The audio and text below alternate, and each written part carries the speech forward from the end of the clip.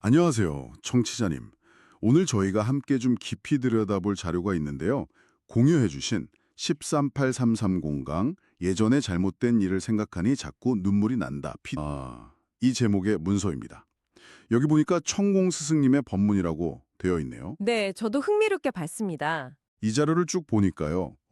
시작인 되게 개인적인 감정 문제인데 거기서부터 어떤 특정 장소, 신불산 이야기도 나오고 또 한국인의 정체성이나 역할 이런 큰 이야기로 넘어가더라고요. 맞아요. 스케일이 점점 커지죠. 네, 그리고 마지막에는 어조가 상당히 강해지면서 사회 문제 해결을 촉구하는 내용까지 담겨 있습니다.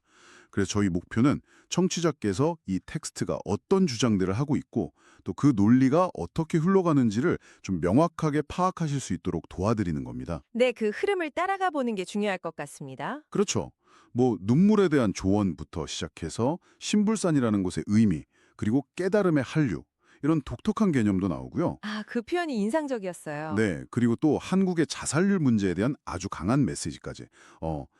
정말 다루는 폭이 넓습니다. 자, 그럼 이 내용들을 하나씩 차근차근 풀어가 볼까요? 좋습니다. 가장 먼저 정말 개인적인 이야기부터 시작하는데요. 바로 눈물에 관한 겁니다.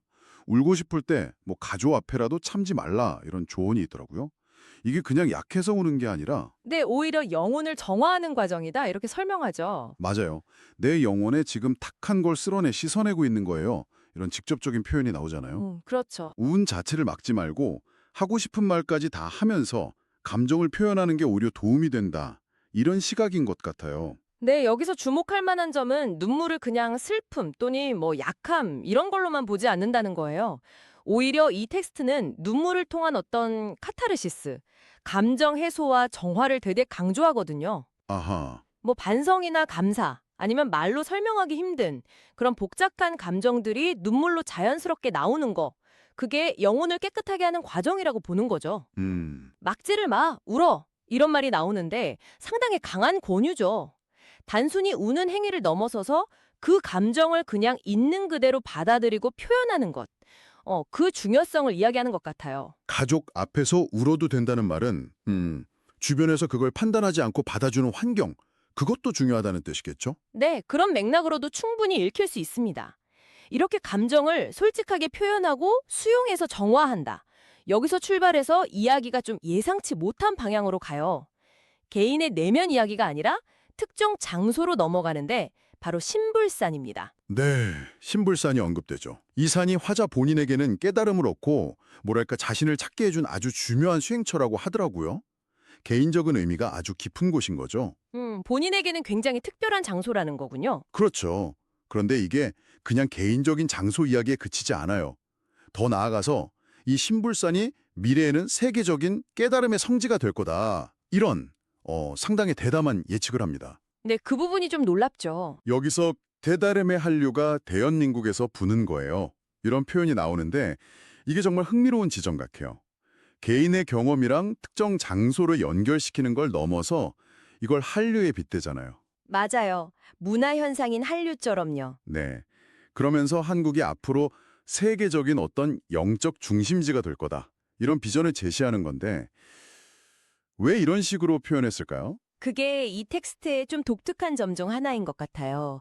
그러니까 개인적인 영적 체험을 특정 장소, 신불산에 딱 연결시키고 그걸 다시 국가적, 나아가 세계적인 운명 같은 거랑 결합시키는 거죠. 아, 한류라는 말을 쓴 건 아마도 한국 문화가 지금 세계적으로 영향을 미치는 것처럼 한국에서 시작된 깨달음 역시 그런 세계적인 흐름이 될 거다 이런 기대를 표현한 거겠죠. 문화적인 파급력처럼 영적인 영향력도 커질 거라는. 네, 그런 거죠. 특히 지금은 내가 비메이커라서 요렇게 될지 모르지만 내가 메이커 되는 순간에 여기에는 성지로 변해요. 이 구절은 좀 주목할 만해요. 아, 메이커요? 네, 화자 자신의 역할, 그러니까 자신이 메이커가 되는 것과 그 장소의 미래 가치 상승을 직접 연결시키고 있어요. 개인의 성취가 결국 장소를 성지로 만들고 그게 또 깨달음의 한류라는 세계적 현상으로 이어질 거다. 이런 강한 자기 확신이 보이는 부분입니다. 메이커라는 말도 그렇고 자신의 역할이 장소와 세계를 바꿀 거라는 엄청난 자신감이 느껴지네요. 자, 이렇게 개인 감정, 특정 장소, 그리고 깨달음의 한류 비전까지 나왔는데 그 다음에는 그럼 누가 이 흐름의 주체냐 이 이야기로 넘어가거든요. 네, 주체에 대한 이야기죠. 바로 보살님이라는 호칭을 통해서요. 우리가 보통 절에서 듣는 말인데 여기서는 좀 다른 의미로 쓰이더라고요. 그렇죠. 단순한 종교적인 의미 이상이죠. 네, 텍스트를 보면 보살님은 그냥 불교 신자가 아니라 사회 부모 같은 역할을 하는 존재라고 설명해요. 사회 부모. 핵심은 자기가 가진 지식이나 능력, 힘 같은 걸 개인을 위해서가 아니라 사회 전체, 더 나아가 인류를 위해 쓰는 사람, 그런 의미더라고요. 아하. 사회를 위해서 사는 거룩한 분들을 보살님이라고 하는 거야. 이 구절이 딱 그 정의를 보여주는 것 같아요. 상당히 이타적인 사회적 책임을 강조하는 개념으로 쓰인 거죠. 맞습니다. 그리고 거기서 한 발 더 나아가요. 큰 보살과 작은 보살이라는 개념을 또 가져오면서 한국인들한테는 특별한 역할, 즉, 큰 보살의 역할을 부여하거든요. 아, 큰 보살, 작은 보살로 나뉘는군요. 네. 이 작은 보살은 내 가정을 위해서, 내 식구를 위해서 사는 사람이 작은 보살이고, 큰 보살은 사회와 인류를 위해서 자기 인생을 사는 사람들이 큰 보살들이에요. 이렇게 또 구분을 해요. 그러면서 한국인들은 본질적으로 후자, 즉, 큰 보살에 속한다, 이렇게 주장하는 거죠. 한국인들이요? 네. 홍익인간 지도자들이 어째 쪼맨난 보살이 될 수 있노, 큰 보살이라. 이 표현이 아주 단호하죠. 이런 관점이 명확히 드러나요. 결국 이 큰 보살 개념은 한국인들한테 인류 공영에 이바지해야 한다는 아주 거대한 사명을 부여하는 논리로 이뤄지는 겁니다. 개인의 성장을 넘어서 민족 전체에게 인류에 기여할 어떤 본질적인 책임과 능력이 있다. 이런 주장인 거죠. 그냥 착하게 살자. 이런 차원이 아니라 훨씬 적극적인 기여를 거의 운명처럼 제시하는 셈이에요. 그렇군요. 한국인이라는 집단 자체가 큰 보살이고 그래서 인류 공영이라는 큰 일을 해야 할 존재다. 이야기가 정말 커지네요. 그럼 이 큰 보살들은 구체적으로 어떻게 그 사명을 실현해야 하는 걸까요? 혼자서는 어려울 텐데? 네, 혼자서는 힘들겠죠. 그래서 텍스트는 바로 단결의 중요성을 이야기합니다. 예전에 이승만 대통령이 했던 유명한 말 있죠. 뭉치면 살고 흩어지면 죽습니다.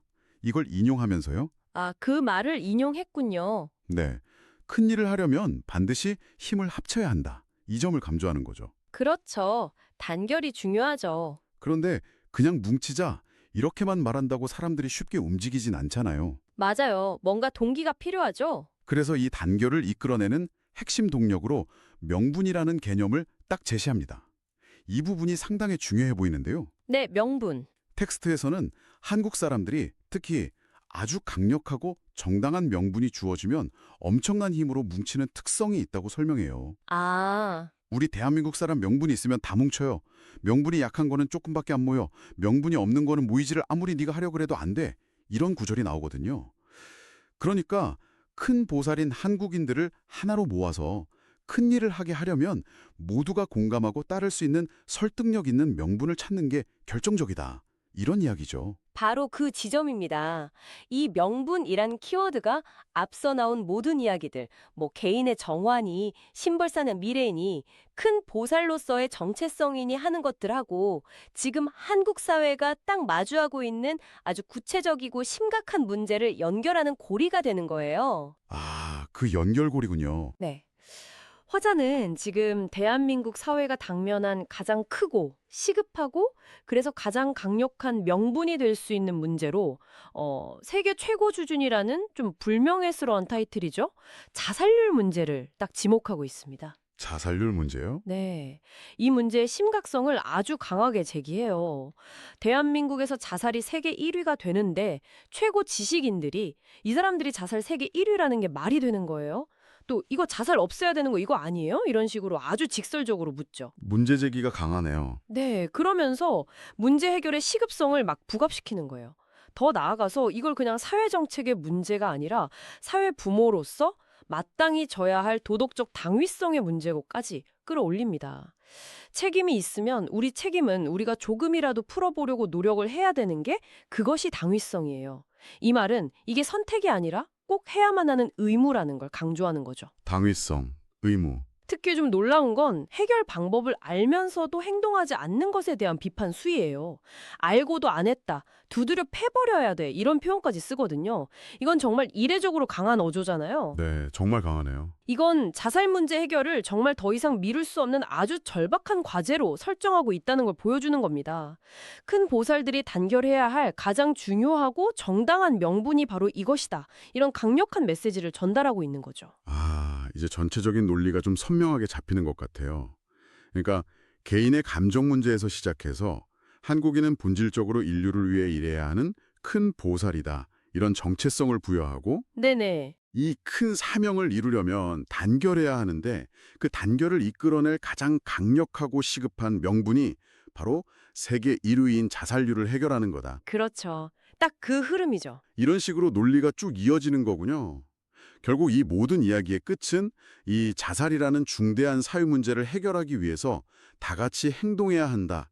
이걸 아주 강하게 촉구하는 거라고 볼 수 있겠네요. 맞습니다. 그렇게 귀결된다고 볼 수 있죠. 그리고 흥미로운 건 강연이 여기서 딱 끝나는 게 아니라 구체적인 행동의 시기가 다가오고 있다는 걸 암시하면서 마무리된다는 점이에요. 아, 마지막 부분 말씀이시죠. 네, 이제 요번 7월 달이 지나면 이제는 진짜 작업들을 시작을 해야 돼요.